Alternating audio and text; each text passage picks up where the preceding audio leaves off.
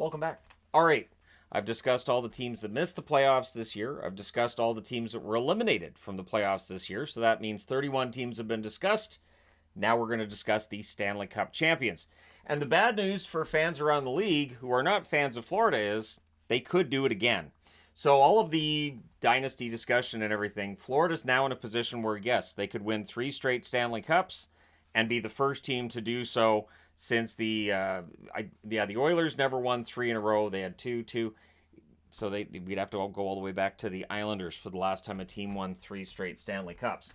So the Florida Panthers, I think if I had said 3 years ago this team was going to become a dynasty, there are some people that might have looked at me funny, but here we are. 2021, 2022, they won the President's Trophy that year. They go 58, 18, and 6 for 122 points. But the President's Trophy means you do not have success come playoff time. So they got out of the first round, but in the second round, they got swept by the Tampa Bay Lightning. And Tampa Bay, of course, goes all the way to the Stanley Cup final, lost against Colorado. But the storyline with Florida was, well, they're a regular season team. They're not built for the playoffs. The following season, they barely made the playoffs. They had to go on a bit of a run at the end of the season to make it. They passed. They ended up 1 point ahead of Buffalo. They finished 42, 32, and 8 for 92 points. And then they went all the way to the Stanley Cup final, showing that all you have to do is make it to the playoffs, and then you never know. They lost in 5 against the Vegas Golden Knights in that Stanley Cup final. 2023-2024, a much better regular season, 52, 24, and 6 for 110 points, and they won their Stanley Cup. So, Stanley Cup victory there, and then this year, 2024-2025, they go 47, 31, and 4 for 98 points, and it is the second straight Stanley Cup. So we may see a dynasty as of yet with the Florida Panthers if they can do it a third year in a row. I'm not really betting against them. So round 1, they beat Tampa 4-1, and that's where we understood that Florida was kind of back. And the Florida Panthers going into that series, the Tampa Bay Lightning were the favorites. The Lightning were playing really, really well going into the playoffs, but once the playoffs started, it was pretty obvious Florida was the better team. In the second round, Toronto extends them right to that 7th game, but they found the goals in that 7th game. And goals were really the story this year from Florida. They scored a ton of goals, and what's interesting is it's from kind of everybody. There's a lot of depth here, and this is where it gets scary for the rest of the league going forward because they could do it again. In the conference final, they beat the Carolina Hurricanes 4-1, and then in the Stanley Cup final, of course, after beating Edmonton in 7 last year, they beat Edmonton this year in 6. The interesting part being last year's final is an extra game. However, this year's final I thought was closer. The Edmonton Oilers kept that close. There was a lot of overtimes in the series. And through the first few games, all the analytics showed these teams were very, very close. It did not remain that way. Florida pulled away, especially in that final game. So looking at the scoring of 2024 and 2025. Barkov, 24 games, 8 goals, 14 assists, 22 points last year. This year, 23 games, 6 goals, 16 assists, 22 points. Barkov is a ridiculously good two-way forward. But one thing that stands out to me for Florida is he doesn't have to score for them to win. I talked about the Oilers yesterday and how, if you keep Draisaitl and McDavid off the board, they're going to have trouble winning. But with Florida, if you keep a player off the score sheet, it doesn't really make a difference. Matthew Tkachuk's another example. Last year, 24 games, 6 goals, 16 assists, 22 points. This year, 23 games, 8 goals, 15 assists, 23 points. Respectable numbers, absolutely.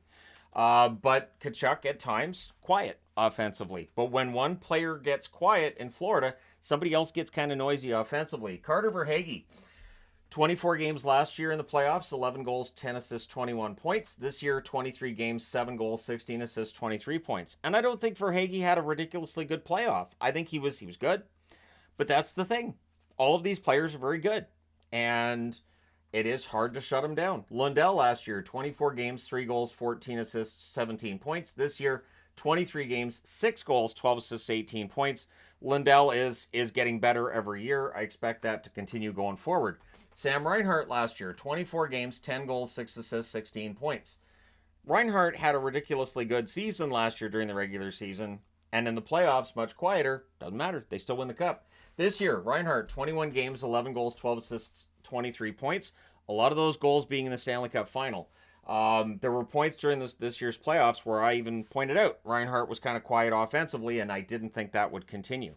And that's the thing, is that these players can have off nights and not have to worry about necessarily losing. Rodriguez last year, 24 games, 7 goals, 8 assists, 15 points. This year, 21 games, 2 goals, 13 assists, 15 points again for Rodriguez. Bennett last year, 19 games, 7 goals, 7 assists, 14 points. This year, 23 games, 15 goals, 7 assists for 22 points, and a Conn Smythe trophy for Sam Bennett. Playoff Sam Bennett is very, very good. Forsling, last year, 24 games, 4 goals, 9 assists, 13 points. This year, he's not in the top 10 scorers. Brendan Montour, who left the team, 24 games, 3 goals, 8 assists, 11 points. Vlad Tarasenko also left the team, 24 games, 5 goals, 4 assists, 9 points. And taking their place in the top 10 scorers, Marchand, 23 games, 10 goals, 10 assists, 20 points. Easily the best pickup at the deadline I've seen in a very long time. Marchand, a big part of the reason why this team won again. And Luostarinen had a really strong playoff on that third line. 23 games, 5 goals, 14 assists, 19 points. And Aaron Ekblad had 19 games, 4 goals, 9 assists, 13 points. But how about Bobrovsky? Bobrovsky, 16-8 last year, 906 save percentage. This year, 16-7 with a 914 save percentage. And Bobrovsky had to be in that top 3, I would think, when it comes to the Conn Smythe. I know Marchand was second. I would imagine Bobrovsky was third. It doesn't really necessarily matter. Conn Smythe goes to Bennett. But it just shows how much depth there is in this organization that I'm talking about Conn Smythe.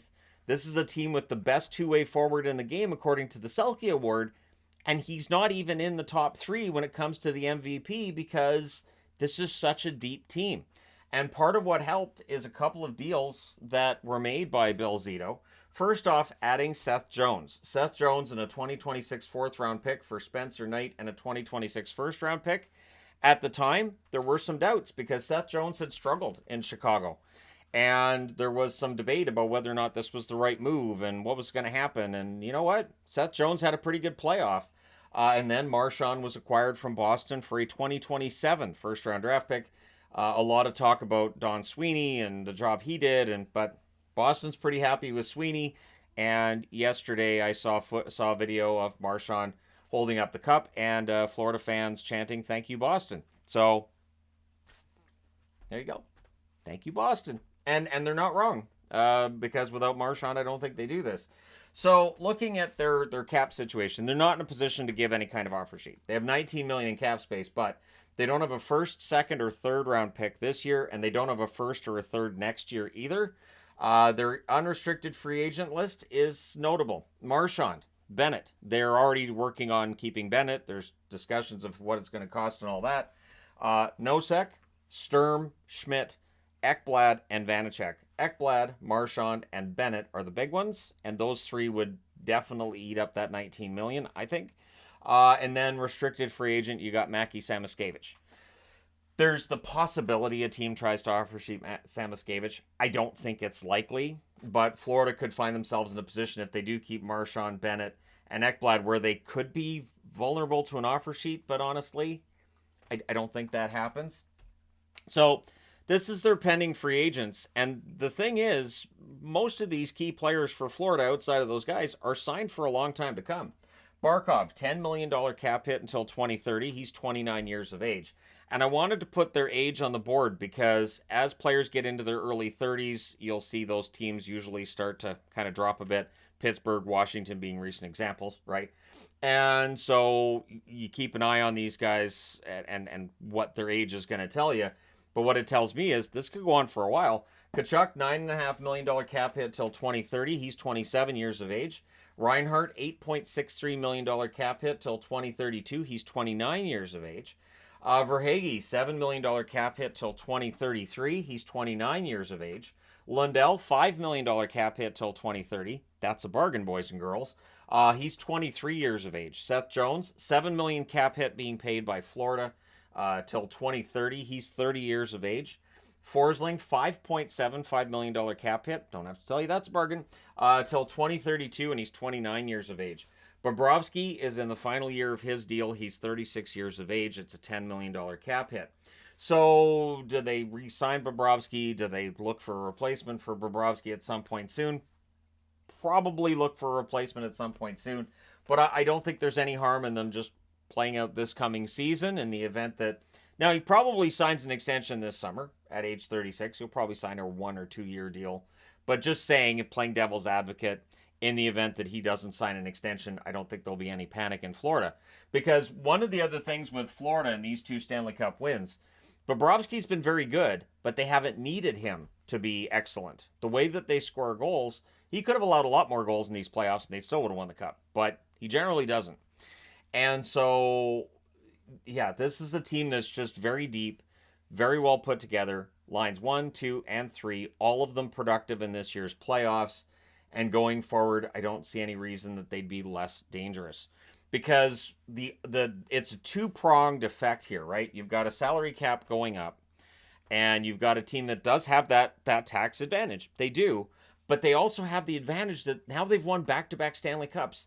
Everybody wants to play on a winner, and so players are going to want to play in Florida. And players already wanted to play in Florida. The difference is 20 years ago, it was often guys who were nearing retirement, players who, maybe they just wanted to play in that environment rather than, up north. But the reality is that Florida is now a very successful team, run very well, with a popular coach, and you have a chance to play with some of the best players in the game if you go there. So Florida's in a really good position to win a 3rd in a row next year, and we haven't even got to July 1st yet. They're not losing any of these guys, and we'll see who they lose from the unrestricted free agent list. But remember, last year they lost players that looked like were key guys. Montour was not a slouch on that blue line. They replaced him. And so if anybody leaves Florida for more money, like if Bennett wants the most money he can get, it's probably going to be somewhere else. My guess is he signs for less because he's going to want to win another Stanley Cup. So maybe he could get $10 million from another team. Maybe he stays in Florida for 6. And so we'll see what happens. But this is just, it's a very talented, and I'm only saying 6. I'm not saying this is what he's going to sign for. I know it's going to be more than that. I'm just using that as just a number to throw out there to point out that guys will play for less on a team where they have a chance to win, right? That was the case in Pittsburgh at one point in time. And that's now the case in Florida as well, amongst all of the other benefits to playing in Florida. So let me know your thoughts in the comment section below, as always. Hit like and subscribe in the event that you may not have done so already. Thank you guys so much for all your support as always. I will talk to you again soon.